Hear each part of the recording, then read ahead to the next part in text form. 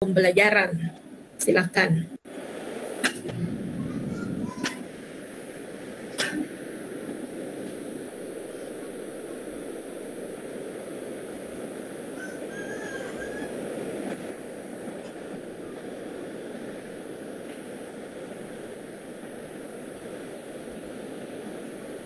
Model pembelajaran dengan metode pembelajaran, bedanya di mana?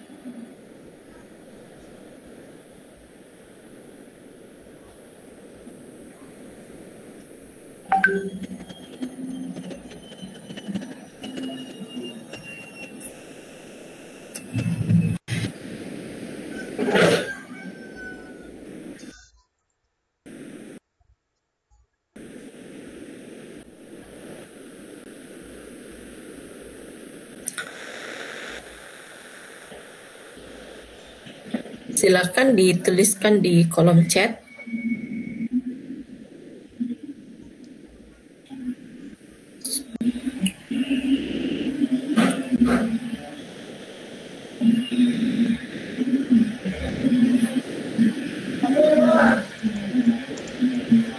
Ini ada 12 orang yang hadir, belum ada yang mengirimkan di chat seperti apa jawabannya? Ya, sudah ada satu. Yang lain bagaimana?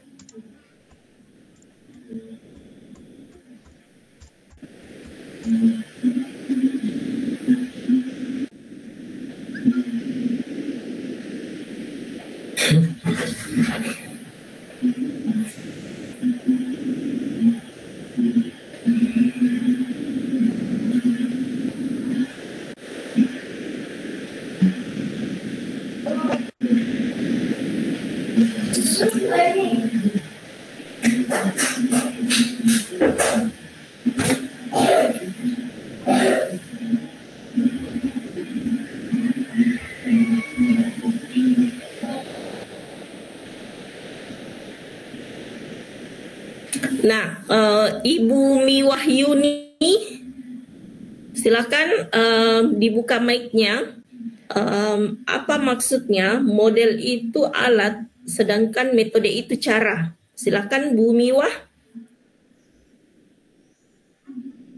Belum termute ya.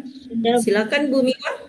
Kalau model itu alat yang kita gunakan sebagai contoh pembelajaran, sedangkan kalau metode itu cara kita menyampaikan ke anak.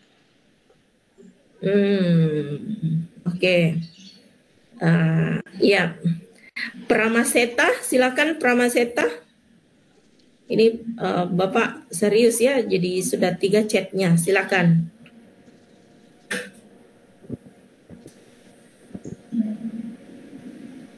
Tidak terdengar Pak, dibuka saja mic-nya Pak.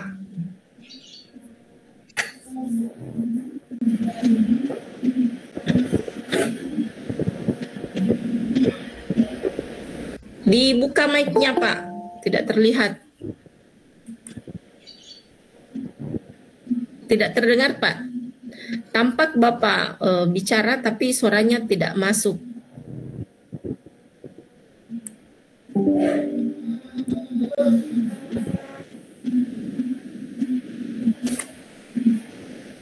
Belum terdengar Pak.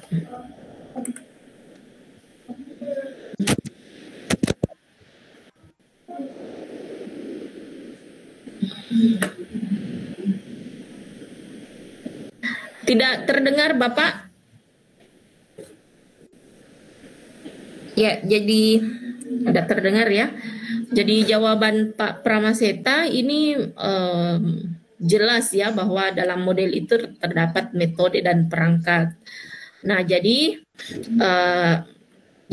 ketika ada pertanyaan, yang mana yang lebih luas? Apakah model atau metode pembelajaran?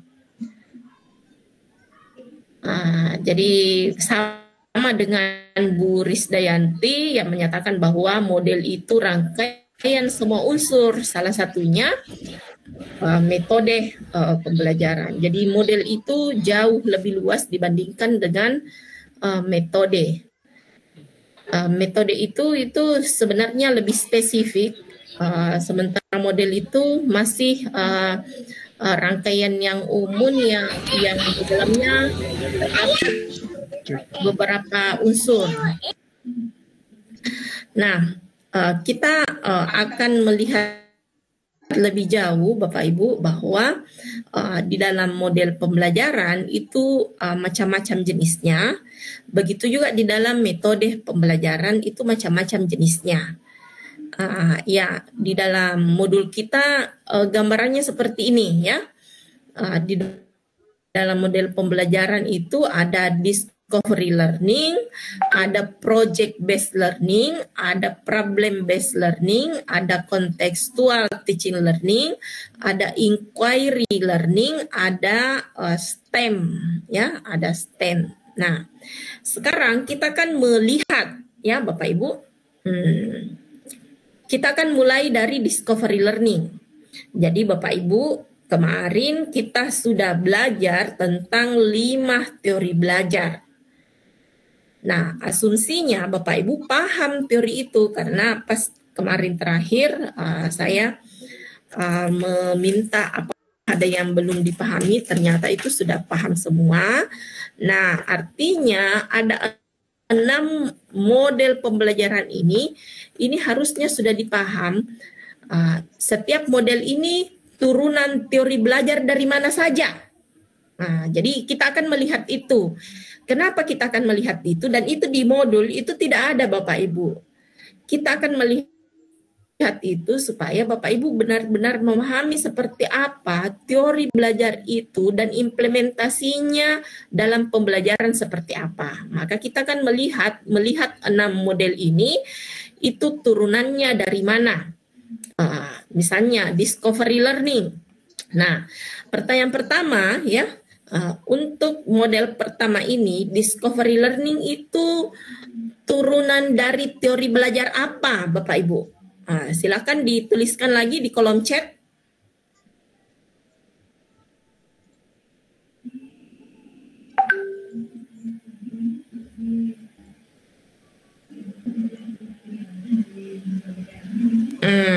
Oke. Ada yang lain selain konstruktivistik?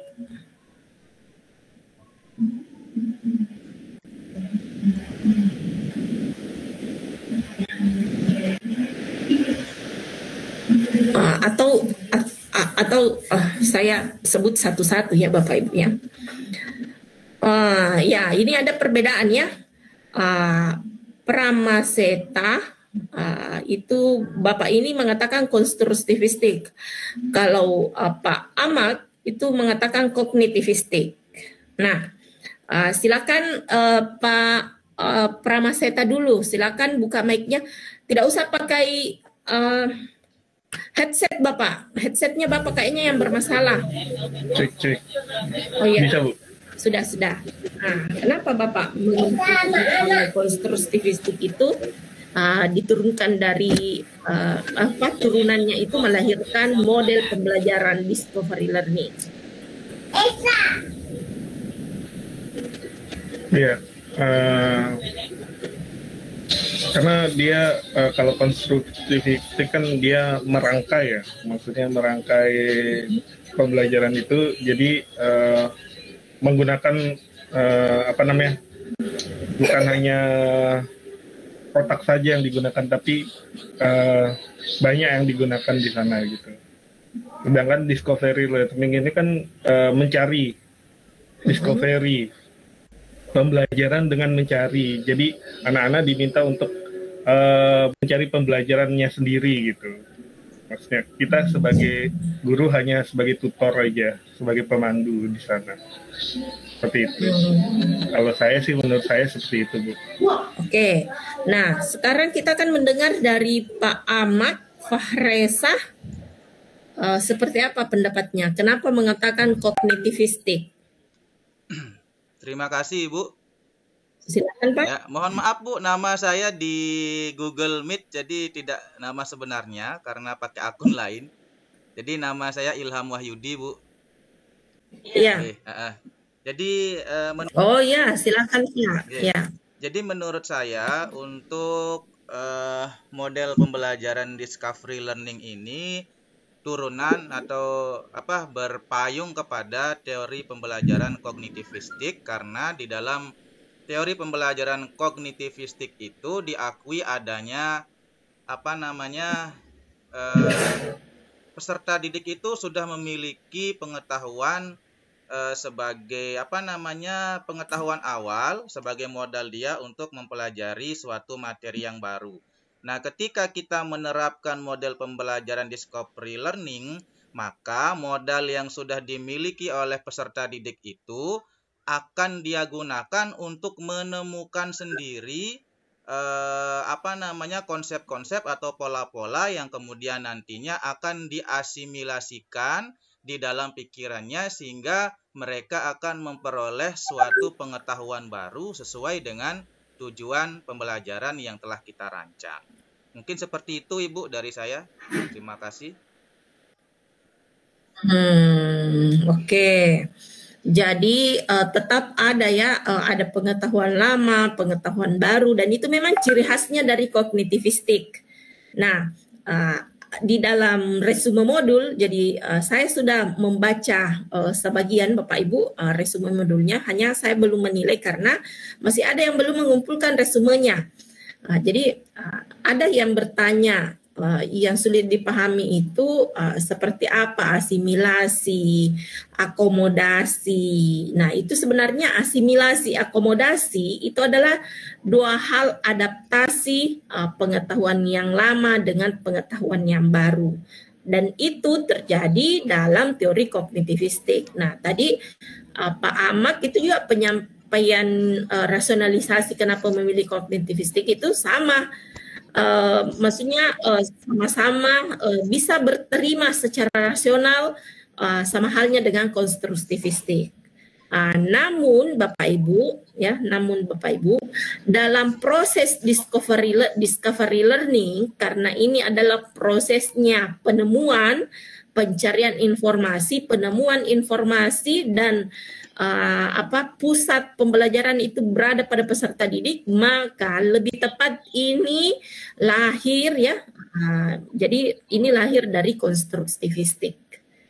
Jadi sekali lagi konstruktivistik ini pun juga tetap dalam mazhab kognitivistik ya Bapak Ibu ya. Jadi tidak bisa dipisahkan juga antara kognitivistik dengan konstruktivistik. Tapi ketika kita berbicara secara spesifik, maka discovery learning ini dia tepatnya lahir dari konstruktivistik. Sebenarnya ada juga sentuhan sentuhan humanisme, sentuhan teori belajar sosial, tapi yang lebih tepat itu konstruktivistik. Seperti itu Bapak Ibu. Ya, saya saya di Japri sama operator. Ini ternyata jadwal kita lusa ya Bapak Ibu. Iya, Ibu. Jadi kita mau lanjut ini atau dihentikan sampai lusa?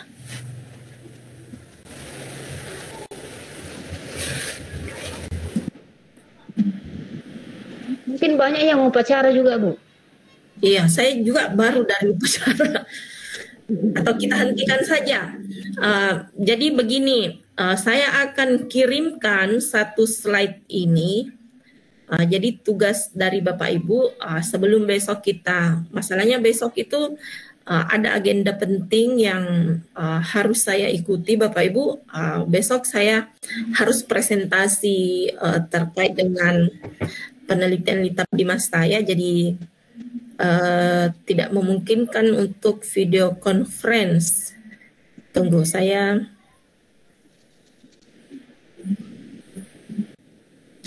Atau kita lanjut saja Bapak Ibu, gimana? Ibu, mungkin lanjut saja Ibu. Sudah kadung kita bertemu. Nanti Pak Ilham rekam. Ya Bu.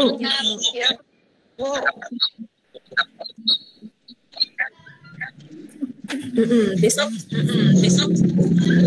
kita masuk Bapak Ibu karena baru saya presentasi.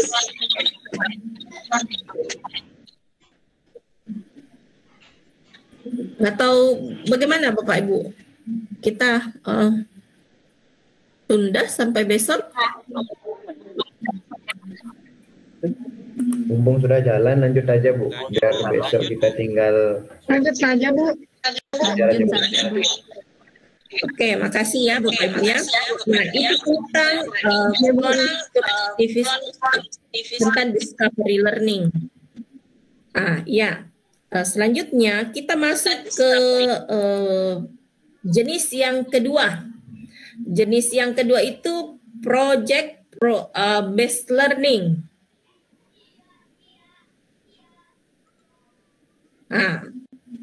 PBL ini itu turunan dari teori mana? Silakan dijawab, bisa di kolom chat, bisa juga langsung bersuara.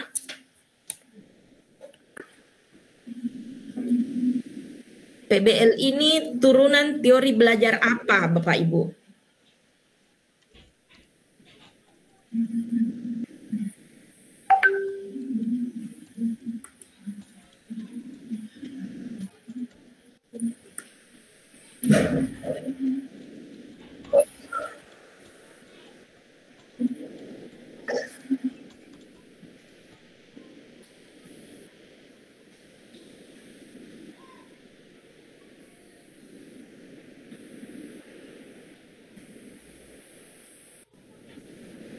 Bagaimana?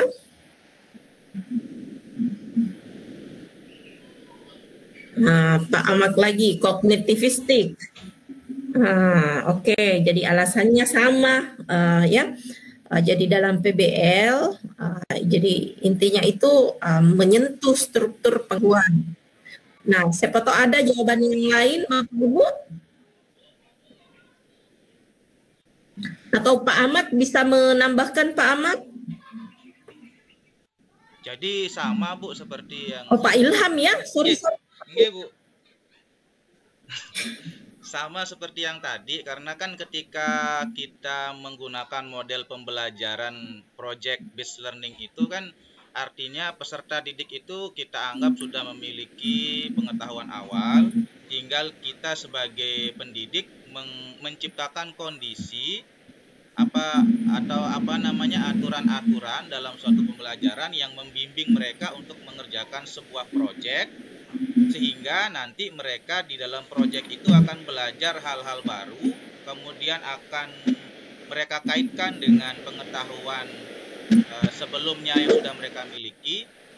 Jadi mungkin seperti itu, Ibu. Iya, benar Pak ya. Apalagi fungsi dari guru ini sangat besar dalam menentukan arahnya.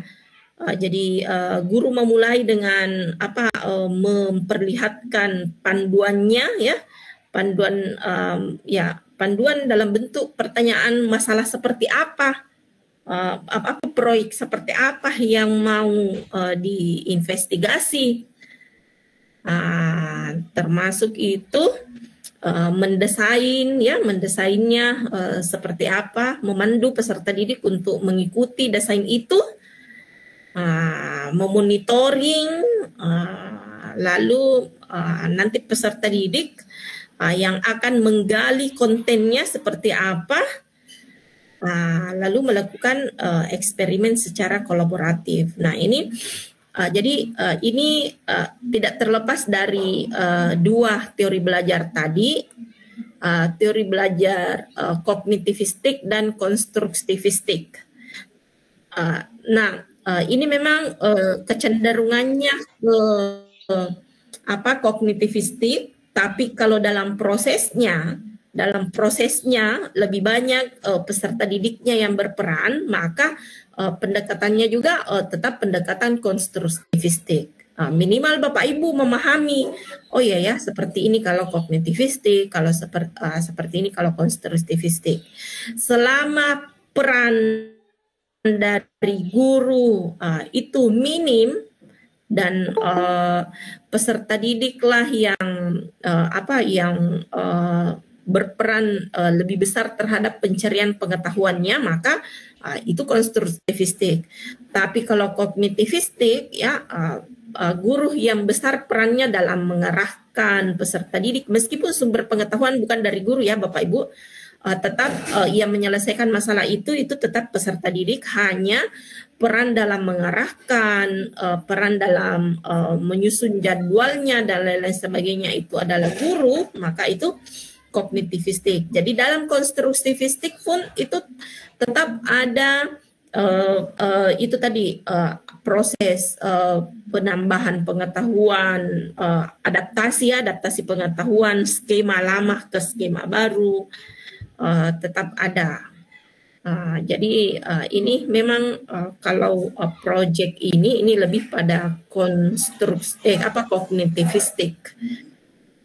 Tapi kalau prosesnya lebih banyak lebih banyak itu mengkonstruk pengetahuan peserta didik, maka itu konstruktivistik. Ya, oke. Kalau discovery learning jelas itu konstruktivistik, meskipun ada kognitivistiknya. Nah, ini konstruktivistiknya. Nah, bagaimana kalau proyeknya itu sesuai dengan bakat dan minat anak, dan itu lebih dikembangkan lagi, maka itu juga perspektifnya masuk pada perspektif teori belajar humanistik, Bapak Ibu. Seperti itu. Jadi minimal Bapak Ibu nanti bisa dipahami keyword-keywordnya seperti apa. Nah itu yang kedua. Selanjutnya problem based learning. Nah, problem based learning ini teori belajar apa?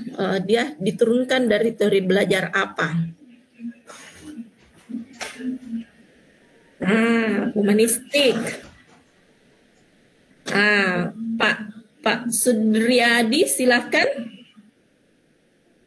berkomentar. Kenapa Bapak menyatakan ini humanistik? Baik, terima kasih Bu. Kalau menurut kami di sini, PBL ini kan berbasis metode mengajar yang fokus dalam pemecahan masalah yang nyata. Jadi yang saya nyata dengan kehidupan anak. Yang nyata Bu. Jadi di sini saya terapkan dengan keadaan. Kalau di teori humanistik ini kan berkaitan dengan manusia atau dirinya sendiri, Bu. Nah, jadi dari sana saya mengambil, sehingga menurut kami di sini PBL ini masuk dalam atau turunan dari humanistik. Mungkin begitu, Bu.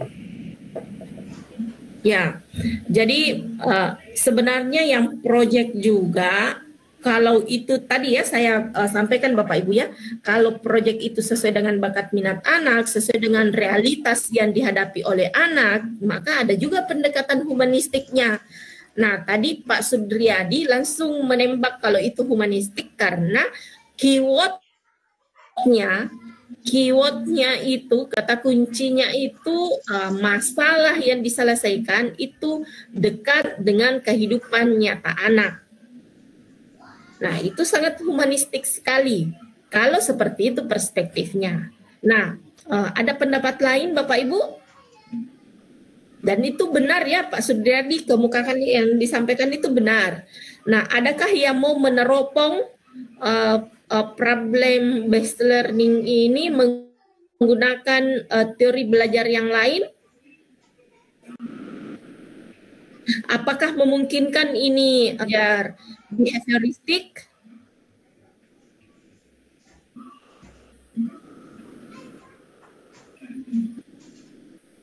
Gimana Bapak Ibu yang lain?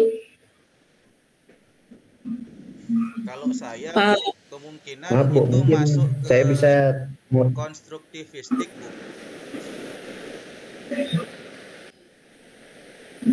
Kenapa Bapak mengemukakan bisa masuk ke konstruktivistik? Ya, karena ketika anak itu kita sajikan masalah-masalah yang terkait dengan kehidupannya secara langsung, maka di sana anak akan belajar untuk membangun pengetahuan baru bagaimana cara memecahkan masalah-masalah tersebut. Jadi anak-anak itu mengkonstruksi lagi pengetahuannya untuk diterapkan nantinya ketika mereka menghadapi masalah yang hampir mirip dengan masalah yang ditemukan pada proses pembelajaran itu, maka mereka akan bisa memecahkan masalah tersebut.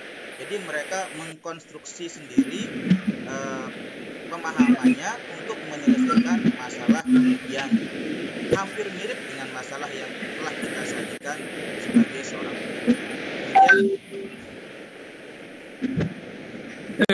apalagi kalau PBL ini mengharuskan peserta didik itu dibimbing penyelidikannya secara mandiri dan kelompok. Seperti itu ya. Kalau kita mau meneropong PBL ini dalam perspektif konstruktivistik. Nah, yang Bapak sampaikan juga itu benar. Tadi Pak Sudriadi juga itu benar. Ada teori yang lain. Kalau teori belajar sosial bagaimana? Bisa masuk atau tidak? Oh ya, ini belajar bermakna, meaningful learning ya. Tokohnya itu berasal dari perspektif teori belajar behavioris kognitivistik teori belajar humanistik. Gagner atau siapa Bapak Ibu? Ya, Gagner ya, teori belajar bermakna.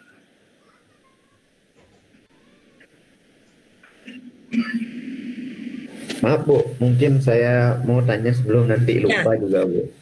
Silakan Pak. Berarti ini saya mungkin butuh kejelasan juga. Berarti untuk teori-teori dari turunan masing-masing ini kan setiap masalahnya bisa terkait. Berarti nanti penjelasan kita seandainya ketemu dengan seperti masalah yang sesuai, misalnya di sini dengan discovery learning, bisa turunannya kalau masalahnya sesuai bisa kita turunkan ke humanistik atau kognitivistiknya Bu ya, gitu Bu? Iya, bisa Pak. Jadi sama misalnya ketika kita mau menyelesaikan masalah, coba deh satu masalah pembelajaran yang Bapak Sudriadi biasa sering temukan. Nanti kita akan melihat itu, oh ini perspektif apa yang cocok untuk masalah ini. Silakan Pak Sudriadi. Saya ketik atau bagaimana? Tidak usah di komen saja Pak, di mic-nya saja ya. Misalnya masalah yang sering terjadi di lingkungan kami, kebetulan lingkungan kami ini kan bahasanya itu menggunakan bahasa Melayu Bu, dan itu berdampak dari lahir Bu. Nah, di sini dalam pembelajaran murid saya, siswa kami itu sering memakai bahasa tersebut. Nah, jadi bahasa tersebut itu tidak sesuai dengan bahasa Indonesia pada umumnya. Sehingga di saat kita menerapkan konsep, anak-anak sering mengalami miskonsepsi di sana, Bu. Nah, itu masalah kami, Bu. Kalau sekiranya masalahnya seperti itu, mungkin dia bisa masuk mana itu? Oke, jadi kalau masalah persoalan bahasa, Bapak Ibu, itu tidak mungkin diselesaikan dengan kognitivistik atau konstruktivistik. Karena persoalan bahasa itu berhubungan dengan orang lain. Ya, kan pembentukan bahasa bukan secara natural Bapak Ibu. Tapi dilatih dari keluarganya, dilatih dari lingkungannya. Dan tidak mungkin konstruktivistik sama kognitivistik itu tidak mungkin. Humanistik pun itu tidak tepat karena tidak ada perubahan sikap, maksudnya kemanusiaan dari anak itu Bapak Ibu ya. Nah, jadi ada dua alternatifnya. Bapak boleh menggunakan perspektif behavioristik atau teori belajar sosial.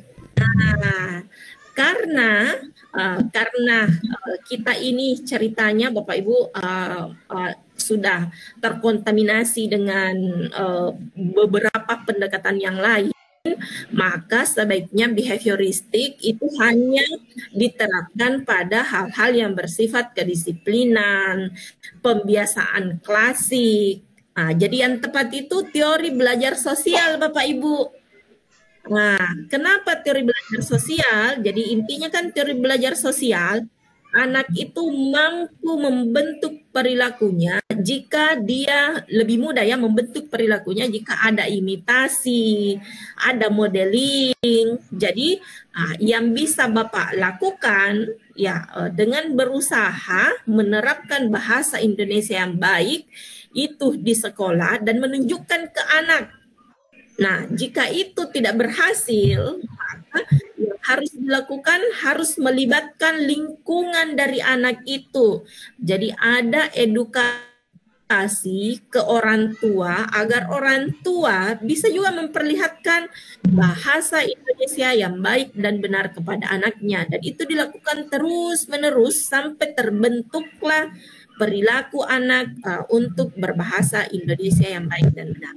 Jadi seperti itu mungkin ya Bapak Ibu, tentu dalam prosesnya tidak meninggalkan teori belajar yang lain. Misalnya tetap kita menggunakan humanistik, misalnya tetap mempertimbangkan kenyamanan dari anak dalam belajar, tetap mempertimbangkan seperti apa pencapaian bahasa anak disesuaikan dengan struktur kognitifnya. Misalnya bahasa untuk anak usia prasekolah dengan usia operasional konkret itu sangat berbeda. Nah, jadi kemampuan bahasa yang diberikan itu harus juga disesuaikan dengan struktur kognitif pada anak. Nah, seperti itu ya Bapak Ibu ya. Jadi sama kalau komunikasi dengan anak PAUD itu sebaiknya dibantu dengan gerakan, dibantu dengan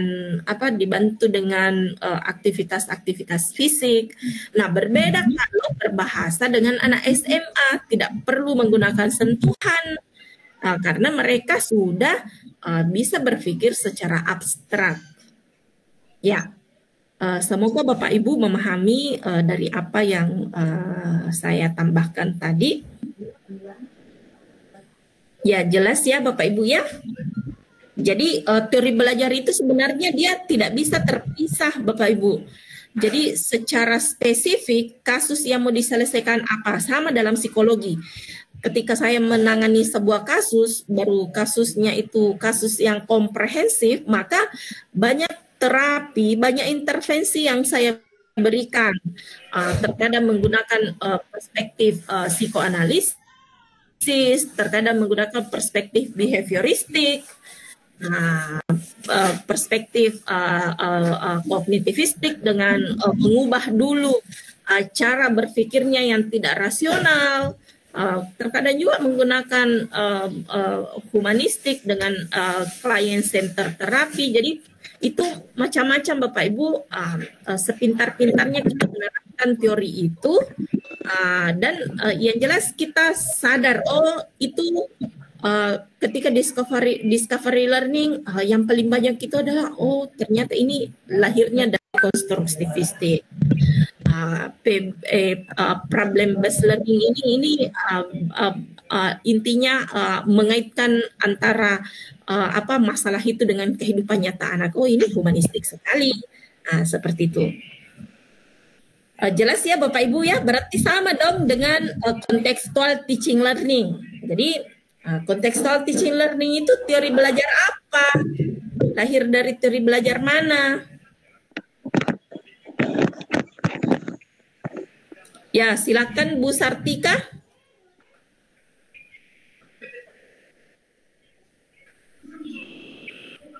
Silakan Bu Sartika. Contextual teaching learning ini berasal dari teori belajar apa?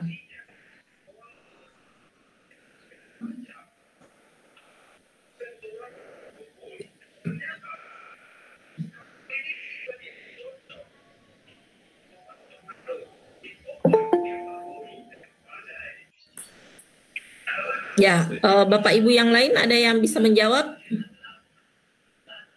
Jadi Bapak Ibu, saya mengingatkan di UP itu waktu yang diberikan itu singkat ya Bapak Ibu ya. Jadi tidak ada alasan tidak bisa menjawab, tidak ada alasan tidak tahu. Yang jelas silahkan dijawab. Karena ketika dijawab, peluang benar itu ada daripada tidak dijawab. Kalau tidak dijawab, tidak ada peluangnya dapat nilai. Apalagi kan soalnya pilihan ganda, jadi ya dari Pak Pramaseta ya konstruktivistik. Ya, jadi sama saja ya Bapak Ibu, kacamata kita memandang itu mempengaruhi seperti apa penilaian kita terhadap yang akan dilihat itu seperti apa. Jadi silakan Pak Pramaseta bisa dijelaskan kenapa Bapak memilih konstruktivistik. Ya. Saya memilih konstruktivistik karena kontekstual learning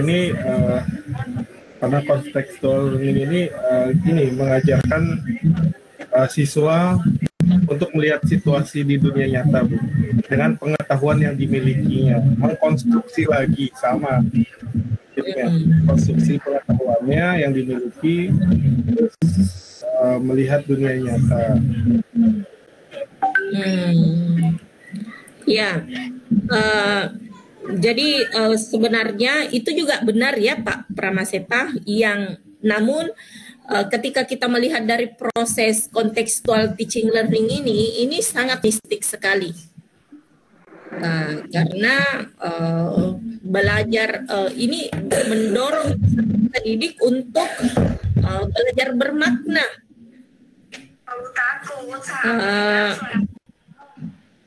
Ya, ini lebih mengarah ke humanistik. Meskipun yang Pak Pramaseta kemukakan itu benar bahwa ada proses mengkonstruk pengetahuan dari anak, jadi gurunya membantu, itu benar. Tapi ketika kita melihat secara keseluruhan proses yang kontekstual teaching ini lebih mengarah pada humanistik. Oke, Bapak Ibu, saya pikir demikian ya penjelasan saya. Jadi setiap model dan metode ini lahir berasal dari teori belajar. Dulu ya, yang model metode yang paling sering diingat, yang paling sering dilakukan itu hanya metode ceramah. Ya, kan seperti itu Bapak Ibu ya, hanya praktek. Nah, sekarang ini banyak modelnya ya, di dalam model pembelajaran ini hanya 6 yang dituliskan di sini, tapi masih beragam model yang ada di luar sana Bapak Ibu. Selanjutnya di dalam metode pembelajaran itu lebih spesifik lagi ya. Ada picture and picture, number head together, jigsaw, mind mapping. Itu semua lahir ya. Jadi metode-metode ini disesuaikan dengan model pembelajaran apa yang memayunginya. Jadi seperti itu Bapak Ibu, dan kenapa banyak model dan metode pembelajaran yang ada sekarang?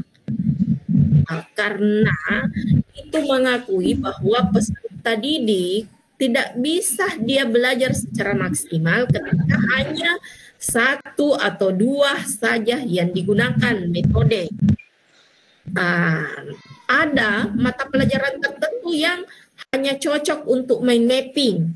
Ada mata pelajaran tertentu yang tidak cocok dengan mind mapping. Itu berat ya, meskipun bisa, tapi itu berat. Tapi dalam mata pelajaran yang lain yang memerlukan materinya meluas, tidak perlu mendalam analisisnya, maka itu boleh menggunakan mind mapping. Ada juga mata pelajaran yang tidak bisa jigsaw. Yang mata pelajaran yang memang sifatnya individualis. Tapi ada juga mata pelajaran yang cocok untuk jigsaw. yang mementingkan adanya collaborative learning dengan teman-teman dari peserta didik itu. Nah, seperti itu tentang KB 3. Selanjutnya di KB 4 Bapak Ibu, ini kita masuk ke konsep pembelajaran dalam kurikulum 2013. Nah, ada 7 di sini pokok bahasan, ada konsep pembelajaran dalam kurikulum 2013. Silakan Bapak Ibu melihat sendiri. Selanjutnya hubungan SKL, KI, KD, indikator dan tujuan pembelajaran itu dibaca juga sendiri karena Bapak Ibu pasti tidak terpisah ya dari sini, ini terus ya aktivitas Bapak Ibu menerapkan kurikulum 2013. Prinsip-prinsip pembelajarannya seperti apa, langkah-langkah pembelajarannya bagaimana, perubahan kurikulum yang ada dari KTSP ke 2013 itu juga sudah ada di dalam modul. Selanjutnya bagaimana menata kelas dalam pembelajaran aktif dan dinamis. Itu juga ada di modul meskipun singkat Bapak Ibu, tapi silakan dibaca referensi lain. Lalu yang terakhir yang baru ini kurikulum Merdeka Belajar. Nah, kurikulum Merdeka Belajar ini memang belum ada guide-nya, guidance-nya, panduannya yang bisa diterapkan dalam pembelajaran. Namun harus dipahami bahwa kurikulum Merdeka Belajar ini payungnya berasal juga dari teori belajar. Teori belajar apa Bapak Ibu?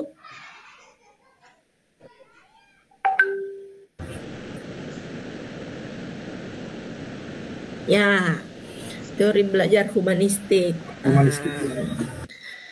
Dan konstitusinya juga ya Bapak Bisa Ibu ya. semua Bu, tergantung cara pandang. Bisa semua ya, kecuali 70-30. kecuali yang behavioristik yang memang kalau behavioristik sekali lagi kalau behavioristik itu peserta didik ya tidak merdeka ya, dia harus ikuti aturan, penuh dengan aturan kalau behavioristik. Tidak sama dengan yang pendekatan yang lain, pendekatan teori yang lain. Nah, oke Bapak Ibu, ini sekedar pengantar untuk materi. Jadi Bapak Ibu silakan mengumpulkan resumenya karena semalam itu saya mau menilai masih ada ternyata yang belum mengumpulkan resumenya. Jadi itu bisa menghambat penilaian kepada kelompoknya, teman kelompoknya yang lain.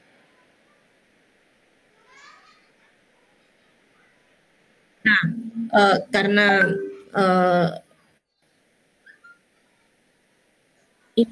menampilkan untuk tugas analisa materinya.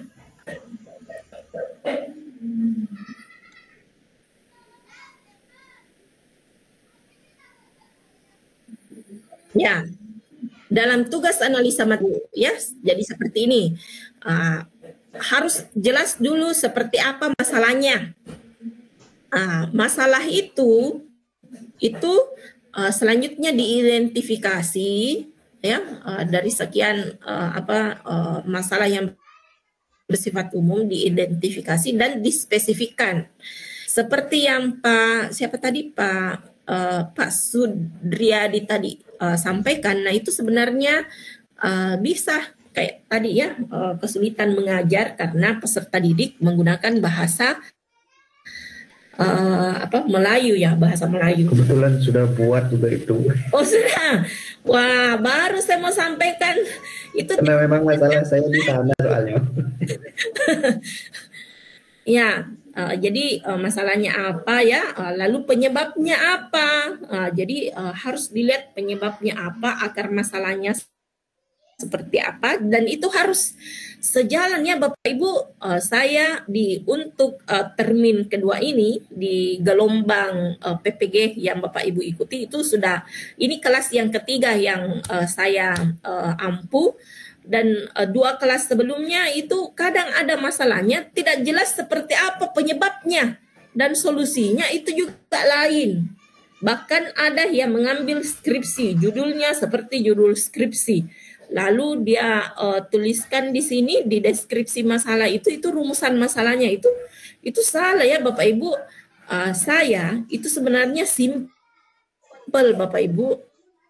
Bapak Ibu hadapi selama ini di sekolah. Jadi tidak usah panjang-panjang, minimal di dalam nanti di solusi itu minimal 3 referensi yang Bapak Ibu gunakan untuk mengaitkan antara solusi yang Bapak Ibu berikan sesuai dengan itu didukung oleh penelitiannya siapa. Dan seperti apa prosedurnya supaya masalah itu benar-benar Bapak Ibu bisa terapkan dan itu bisa dipecahkan. Jadi kegiatan di PPG ini bukan hanya sekedar menerima materi, tapi ada hal yang itu berkesan dan Bapak Ibu bisa langsung menerapkan itu di dalam pembelajaran. Oke, Bapak Ibu jelas ya yang saya sampaikan. Ada yang mau ditanyakan sebelum saya tutup?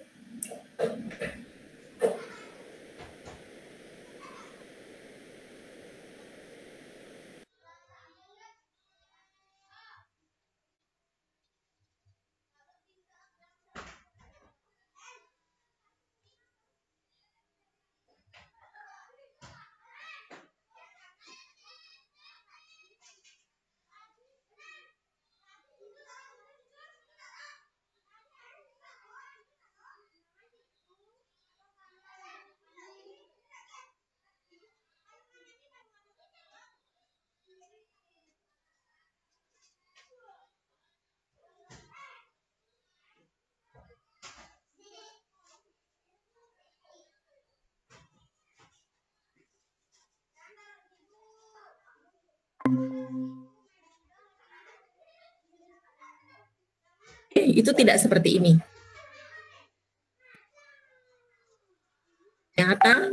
Ternyata perlu ini diterapkan pembelajaran teori pembelajaran di dalam LMS. Jadi biasa ada guru-guru ya itu hanya sekedar copy paste. Akhirnya ketika UP tidak bisa menjawab soal apa-apa. Nah, yang dilakukan di dalam proses UP ini yang menyebabkan Bapak Ibu tidak memiliki istirahat itu masuk dalam teori kognitivistik. Membantu Bapak Ibu ya dengan cara apa? Tanda kutip memaksa Bapak Ibu untuk mengerjakan tugas. Bayangkan ya, mulai bangun tidur kita disuruh membaca materi modul secara diri, lalu membuat resume. 1 KB itu minimal 50 halaman yang harus dibaca, lalu ditulis kembali. Nah, dalam 1 hari kan 2 KB, jadi memang Bapak Ibu tidak memiliki istirahat. Siang lagi mengerjakan lagi analisa bahan ajar, sore mengerjakan lagi tes formatif. Ya, kemarin ada yang telat ya, Itu jangan dilupa Bapak Ibu jadwalnya kita pukul 16 WITA atau pukul 16 WIB. Artinya di WITA itu pukul 17. Ya, seperti itu. Jadi penerapan di dalam program PPG menggunakan LMS ini itu menggunakan teori kognitivistik. Karena memaksa Bapak Ibu, jadi instrumen-instrumen yang ada dalam LMS itu menjadi scaffolding ya menurut teorinya Piaget. Itu scaffolding membantu Bapak Ibu mengerjakan tugas supaya bisa meningkat, bisa naik ke struktur kognitif berikutnya. Jadi jangan dianggap bahwa ini saya sudah tua puluhan tahun jadi guru, masa saya tetap mengikuti teori kognitivistik ini. Nah, itu tetap harus Bapak Ibu karena ini kan sangat dinamis ya sekarang pembelajaran. Ketika kita tidak mengikuti perkembangan zaman, itu bahaya itu. Terkadang kalau kami juga ada mahasiswa yang jauh lebih paham dibandingkan dosen ya, itu sah-sah saja karena memang akses informasi itu bisa mereka buka dimanapun, bisa mereka pelajari. Oke ya Bapak Ibu, demikian dari saya. Pertemuan kita tutup. Saya tunggu tugas-tugasnya. Ya, mohon maaf kalau ada kekurangan. Assalamualaikum warahmatullahi wabarakatuh. Waalaikumsalam warahmatullahi wabarakatuh.